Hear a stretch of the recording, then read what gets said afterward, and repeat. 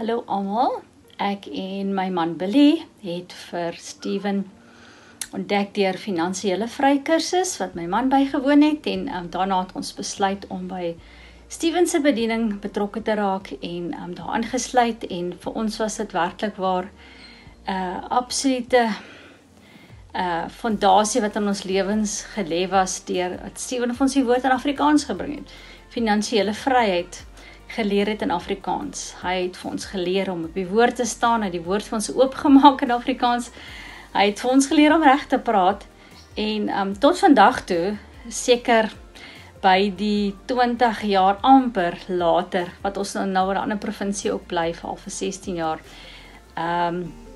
is dit vir ons nog 'n fondasie wat ons lewens opbou en wat ons kinders op groot gemaak het om reg te praat en reg te leef en reg te glo. En ja, Steven is vir ons 'n geestelike pa wat ons nog altyd sy woord op na terugval. Seënwense.